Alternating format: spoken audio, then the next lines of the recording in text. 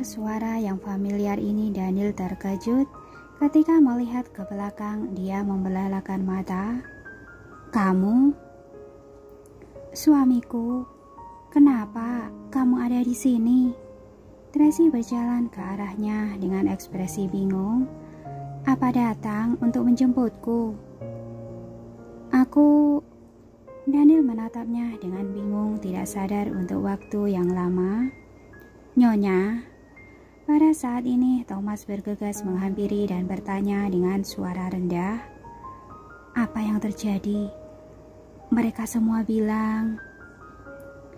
Belum selesai bicara, pintu kamar Presidential Suite terbuka.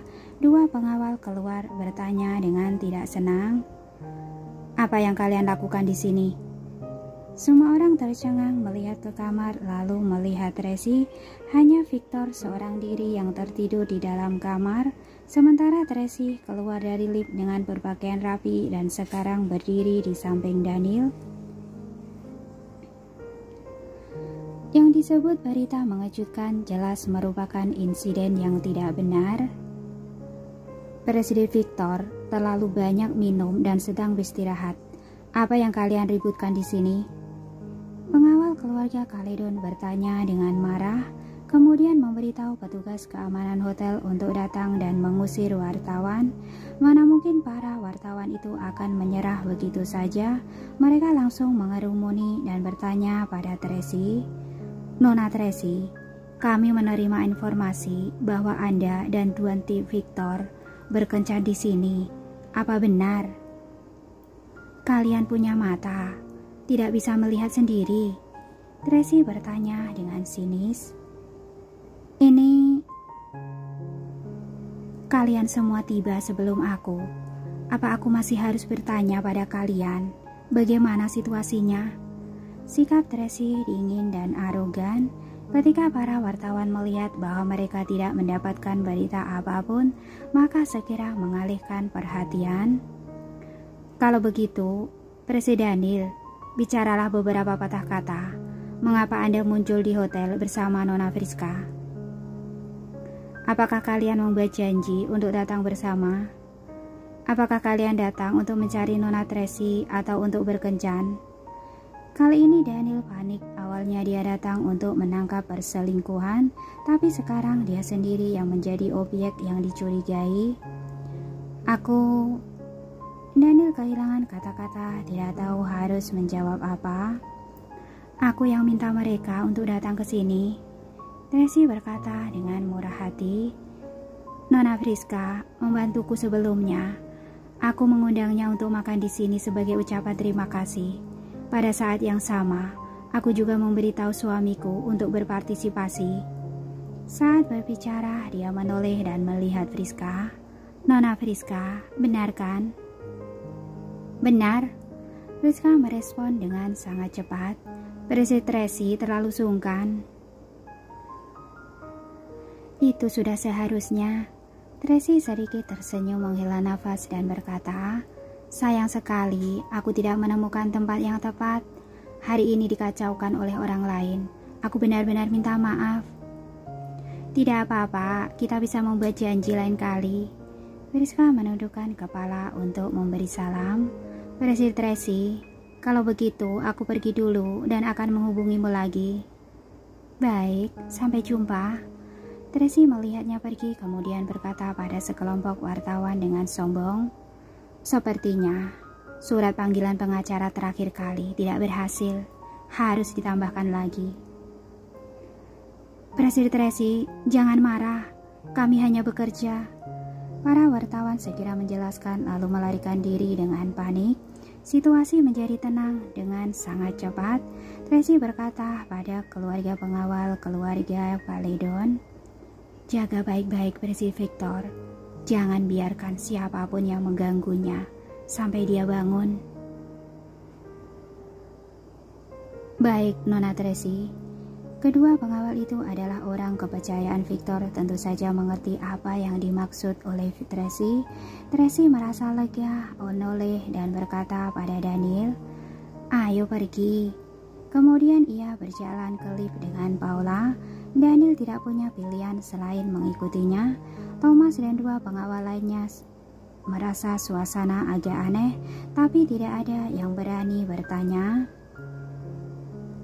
"Apa yang kamu lakukan di hotel?" Akhirnya Daniel berbicara lebih dulu. "Untuk menemui Victor," Tracy berkata terus terang. "Bagaimana denganmu?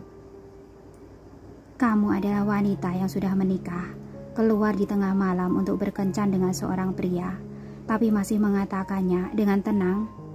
Daniel sangat marah, matanya merah bagai api yang berkobar. Tracy menatapnya dengan tenang, berpikir dalam hati, keterampilan akting orang ini sangat bagus, tampak seperti benar-benar memasuki peran sebagai suaminya. Kemarahan, kecemburuan, kedengkian, setiap emosi dimainkan dengan tepat. "Kenapa kamu tidak bicara?" Daniel bertanya dengan penuh semangat. "Kamu telah berhubungan dengan Victor sebelumnya, menimbulkan begitu banyak skandal, tapi sekarang tidak menghindar dan masih bertemu dengannya secara pribadi. Apa kamu menganggap aku suamimu?" Tracy tidak bicara, mendengarkan omelannya dengan tenang. "Kamu lihat saja, besok pasti ada skandal tentangmu lagi. Awalnya para pemegang saham sudah memiliki banyak pendapat tentangmu. Sekarang kamu membuat begitu banyak masalah lagi." Daniel sangat marah dan terus memarahinya. Paula tidak bisa mendengarnya lagi, berkata dengan marah, "Presiden Daniel, kamu..." "Diam." Tracy menyela Paula, menoleh dan melihat Daniel. "Apa sudah cukup? Kalau sudah cukup memarahiku, jelaskan padaku masalah antara kamu dan Friska." Daniel tertegun sejenak lalu berkata dengan tegas, "Apa hubunganku dengannya? Aku hanya bertemu dengannya secara kebetulan." "Benarkah?" Tracy mengangkat alis. "Kalau begitu, katakan padaku, kenapa kamu tiba-tiba datang ke sini?" "Aku..." Daniel sedikit ketakutan sekarang, tapi menutupinya dengan cepat. "Aku menerima telepon dari seseorang yang mengatakan bahwa kamu berselingkuh dengan Victor di sini, maka aku datang." "Oh." Tracy mengangguk dan mengulurkan tangan padanya. "Berikan ponselmu padaku." Daniel sedikit panik, langsung marah. "Apa yang kamu lakukan? Jelas-jelas sekarang kamu yang salah, malah balik mencurigaiku." "Apa salahku?" Tracy merasa geli. "Dari mana kamu lihat aku berselingkuh?" Aku... Daniel terdiam lagi. Memang benar ada begitu banyak orang yang mencoba menangkap perselingkuhannya, tapi tidak berhasil. Tuduhan ini tidak akan bisa pernah diberikan padanya. "Apa kamu sakit sampai otakmu rusak, lalu percaya pada gosip?" Tracy balik memarahinya. "Kelihatannya besok harus ditusuk beberapa jarum lagi." "Aku..." "Paula..." Daniel belum selesai bicara, Tracy langsung menginstruksikan Paula, "Nanti kamu pergi cari Amanda. Katakan padanya bahwa mulai besok, Presiden Daniel akan menambah pengobatan 1 kali setiap hari." "Baik, aku akan langsung mencari Amanda setelah pulang." Paula menjawab dengan lugas, ekspresinya dipenuhi dengan kegembiraan. Sungguh melegakan, Tuan Daniel yang palsu ini berani menindas Nona Tracy. Sekarang sudah dibereskan. Sudut mulut Daniel berkedut beberapa kali. Dia segera menarik Tracy dan menjelaskan, "Kamu tidak serius kan? Aku..." "Tentu saja serius." Tracy memelototinya. "Hal seperti ini bisa dianggap bercanda. Sekarang kamu linglung karena penyakitmu, sering berperilaku tidak wajar. Kalau tidak diobati dengan benar, akibatnya tidak bisa dibayangkan." "Tapi..." Daniel masih ingin mengatakan sesuatu. Kebetulan pintu lift sudah terbuka. Tracy telah kelangkah keluar. Daniel kesal tapi hanya bisa mengikutinya dengan tergesa-gesa. "Istriku, tunggu aku. Mari kita bahas lagi mengenai masalah pengobatan." Tracy sama sekali tidak peduli padanya, berjalan keluar dari hotel, lalu langsung naik ke mobil pulang dengan Paula. Kemarahan Daniel tidak bendung, hanya bisa melampiaskannya pada pengawalnya. Thomas membujuk, "Tuan Daniel, ucapan Nyonya benar. Perilaku Anda memang sedikit tidak wajar akhir-akhir ini. Masalah pengobatan sangat mendesak. Tidak bisa ditunda lagi, bersabarlah." "Diam!" Daniel berteriak dengan marah. "Sebenarnya, siapa tuan kalian? Dasar pengkhianat!" Thomas melihatnya dengan bingung. "Tuan Daniel, dulu Anda tidak akan mengucapkan kata-kata seperti ini. Nyonya adalah keluarga sendiri. Bagaimana bisa disebut pengkhianat?" Satu kalimat membuat Daniel terdiam lagi. Dia menendang ban dan masuk ke mobil dengan marah, mengangkat tangan dan memegang dahinya. Hatinya sangat kesal. Realitas dan kenyataan sangat jauh berbeda. Keseharian Daniel yang ia bayangkan dengan kehidupan saat ini sangat berbeda. Satu surga dan satu neraka benar-benar tidak sebanding.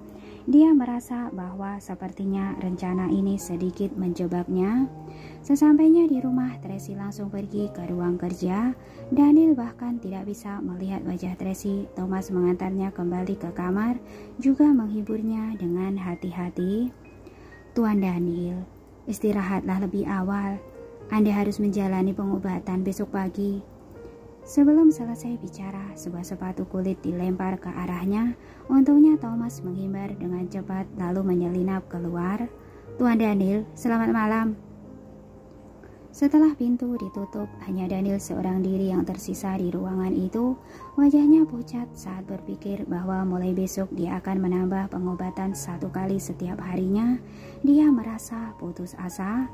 Pada saat ini ponselnya bergetar. Daniel memeriksa situasi di ruangan dengan cermat. Setelah yakin tidak dipantau, barulah dia menjawab teleponnya. "Halo. Rencana hari ini ternyata gagal. Apa kamu sudah ketahuan, sehingga membuat Tracy menjadi lebih waspada?" "Ketahuan apa? Sebelumnya aku sama sekali tidak tahu bahwa kamu menyuruh orang untuk menipunya pergi ke Hotel Oceanville. Kamu baru memberitahuku setelah menipunya." Daniel sangat marah. "Selain itu, kamu sengaja membiarkan putrimu muncul. Ingin mencoba membuat skandal, kan?" "Itu tidak penting." Orang di ujung telepon berkata, "Yang penting adalah Tracy telah menangkap orangku." "Apa?" Daniel hampir melompat. "Kalau begitu, bukankah akan terbongkar?" "Jangan khawatir, aku sudah ada persiapan. Hanya mengirim 2 orang bawahan untuk memeriksa situasi. Mereka tidak tahu apa-apa, tidak akan ketahuan." "Apa mereka akan membocorkan identitasmu dan aku?" "Mereka sama sekali tidak tahu informasi dalam, juga tidak tahu identitasmu dan aku." "Baguslah. Jangan cemas." Orang di ujung telepon meyakinkan. "Setidaknya tidak ada masalah untuk saat ini. Aku hanya berpikir bahwa Tracy jauh lebih sulit ditangani dari perkiraan kita. Jelas-jelas hari ini dia minum teh itu, tapi malah baik-baik saja. Bahkan membalikkan keadaan, memancing dalangnya keluar. Kalau dia mengorbankan sedikit reputasinya dan beracting dengan Victor, takutnya itu sungguh berhasil."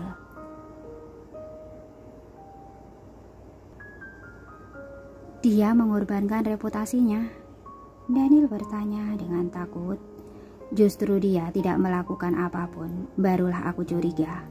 Orang di ujung telepon berkata, "Aku menelpon untuk memberitahumu bahwa Tracy mungkin sudah mencurigai identitasmu. Kita tidak bisa menunggu lebih lama lagi. Harus menjalankan rencana lebih awal." Baik. Daniel sangat ingin melakukannya. "Lakukanlah lebih awal. Aku juga sudah tidak tahan lagi." "Besok kamu pergi ke perusahaan bersamanya. Pura-pura mematuhinya dulu. Minta semua orang untuk terus percaya dan mendukungnya. Pada saat itu, seseorang pasti akan mengusulkan bahwa kondisi fisikmu terlihat baik dan berharap kamu kembali ke perusahaan. Kamu harus bersikap takut dan gugup." Orang tersebut mengajarinya banyak hal dan detail, lalu menambahkan, "Asalkan kamu melakukan apa yang aku katakan, maka kita bisa membalikan keadaan.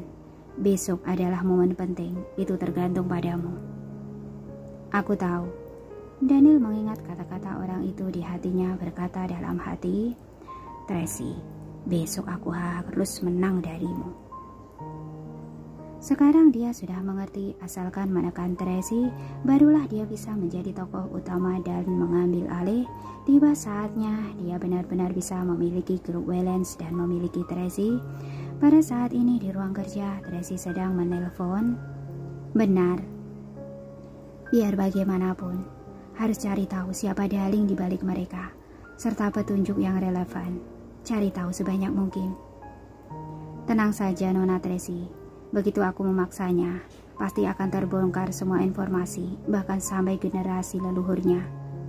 Jeff berkata di telepon dengan sangat percaya diri. 1,5 jam yang lalu, Tracy dibawa ke kamar oleh Victor. Saat Victor berada di toilet, Tracy memanfaatkan kesempatan untuk mengirim pesan bantuan pada Jeff, juga memberi instruksi pada Paula untuk memadamkan listrik. Jeff datang dengan cepat, menunggu secara diam-diam. Benar saja pihak lawan datang ke kamar untuk memeriksa situasi. Dia pun segera menangkapnya. Sebelum orang di balik layar sempat bereaksi, bawahannya telah dibawa pergi oleh Jeff. Menurutku, orang di balik layar mungkin telah menyadari bahwa orang yang disuruh hanyalah bawahan biasa. Tidak tahu banyak, bahkan mungkin tidak tahu apa-apa. Tetapi setidaknya bisa menemukan beberapa petunjuk dari mereka. Asalkan ada sedikit jejak jatuh di tanganmu, maka identitas pihak lawan bisa ditelusuri. Tracy menganalisis, orang itu telah meremehkan musuh, meskipun meremehkanku. Tapi dia tidak boleh meremehkan kekuatan di belakangku. Benar, mungkin dia belum tahu bahwa Tuhan membantumu di belakang, Jeff berkata. Atau dia mengetahuinya, tapi hanya ingin mencoba mengambil risiko, barulah bisa melaksanakan rencananya. Ucapanmu benar. Tracy tiba-tiba menyadarinya. Ucapanmu mengingatkanku. Selanjutnya, takutnya mereka akan bertindak lebih awal. Tapi apa yang akan mereka lakukan? Tuhan memintaku untuk menyampaikan pesan pada Anda. Tunggu dan lihat situasi. Bertindaklah sesuai keadaan, bisik Jeff. Aku tahu, terima kasih. Kalau begitu, aku akan menutup telepon. Begitu ada kabar, aku akan langsung memberitahu Nona. Oke. Setelah menutup telepon, Tracy mengingat kembali pesan yang dikatakan Jeff. Hatinya dipenuhi dengan kehangatan. Meskipun tidak muncul, tapi kakaknya seperti dewa pelindung yang diam-diam melindunginya di belakang, membuatnya merasa nyaman dan hangat. Meskipun dia tidak tahu apa yang akan dihadapi di masa depan, tapi hatinya sangat kuat. Tidak peduli badai apapun yang harus dihadapi, dia tidak takut. Apapun yang terjadi, ambil tindakan sesuai dengan situasi. Dia pasti bisa mempertahankan keluarga ini dan menemukan Daniel. Pada saat ini, Naomi sedang mengemudi pulang untuk ia bertemu lagi dengan mobil van yang membeli barang persediaan di kaki bukit. Kedua mobil hampir bertabrakan. Dia menyembunyikan klakson dengan keras. Orang itu malah mengklaksonnya kembali. Dia tercengang. Biasanya mobil milik restoran di kaki bukit selalu mengalah pada mereka. Mobil van yang bobrok ini malah begitu berani melawannya. Saat sedang berpikir, mobil van tua itu melesat pergi dari sampingnya, terhuyung-huyung hampir terjatuh ke tebing. Siapa mereka? Begitu ceroboh, tidak mau hidup lagi. Cecil mengomel di dalam mobil. Hanya sebuah mobil van, malah begitu arogan. Ani berkata dengan marah. Anak muda memang berani dan tidak kenal takut. Meski sedikit tidak senang, tapi Naomi tidak terlalu memikirkannya. Mungkin itu orang baru. Aku lihat itu seperti mobil yang sebelumnya, Cecil berkata. Sebelumnya pernah bertemu. Apa kamu masih ingat? Iya, Naomi mengangguk. Sebelumnya, Nona Tracy minta kita untuk menyelidikinya. Bukankah itu adalah mobil milik restoran yang itu? Benar. Tadi aku melihat mengarah menuju restoran, seharusnya mobil itu, kata Cecil. Tidak usah pedulikan, kita pulang saja. Naomi tidak terlalu memikirkannya, mempercepat laju mobil dan bergegas kembali ke villa sisi utara. Saat keluar dari mobil, Naomi minta Ani untuk berparkir, lalu bersiap untuk memasuki rumah. Pada saat ini, tiba-tiba Cecil menunjuk ke bagian belakang mobil dan berseru, "Kak Naomi, cepat lihat." Naomi menoleh dan menemukan ada darah di bagian belakang mobil. Dia tertegun, segera pergi untuk memeriksa. Apa yang terjadi? Kita tidak menabrak apapun. Mungkinkah menabrak hewan kecil? Cecil bertanya dengan cemas. Seharusnya tidak. Naomi mengarutkan dahi dan berkata, aku yang menyetir. Ada menabrak atau tidak, aku tahu dengan jelas. Mungkinkah ada mayat hewan kecil yang telah mati di jalan? Cecil masih menebak. Kalau terlindas, pasti akan mengeluarkan darah. Kalau sungguh seperti itu, seharusnya darahnya terkena di ban. Naomi menunjuk ke ban dan berkata, coba lihat, keempat ban itu bersih. Kalau begitu, apa yang terjadi? Cecil kebingungan. Mungkinkah mobil yang van tadi? Ani datang bertanya. Tapi aku tidak bertabrakan dengan mobil van itu, juga tidak meremperetnya. Naomi bingung. Mungkinkah ada darah di mobil itu dan terhempas ke mobil kita? Mungkin saja. Cecil sekira mengangguk. Tapi, Kak Naomi, ucapanmu terdengar menakutkan. Benar, Ani ketakutan. Pantas saja mereka mengemudi begitu cepat. Mungkinkah itu kasus pembunuhan? Kalian berdua pergi selidiki. Kalau benar-benar ada masalah, segera hubungi polisi. Naomi menginstruksikan dengan tegas. Baik. Cecil dan Ani segera pergi untuk menyelidiki. Naomi menyuruh seseorang untuk memarkir mobil, melakukan perlindungan dengan baik agar polisi dapat mengumpulkan bukti, kemudian naik ke atas untuk mencari Tracy. Sekarang sudah larut malam, Tracy masih mengurus dokumen di ruang kerja. Naomi mengetuk pintu dan masuk melaporkan situasi di rumah sakit. Seperti yang Anda duga, sungguh ada orang yang mencoba menyelinap ke rumah sakit. Tapi sudah ditangkap oleh orang-orang Kak Jeff. Kak Jeff sedang menginterogasi mereka. Tidak tahu apakah ada petunjuk. Mungkin akan sulit, Tracy berkata dengan datar. Seharusnya pihak lawan sudah menyadari bahwa aku sudah punya persiapan di rumah sakit, maka mengutus seseorang untuk mencari tahu.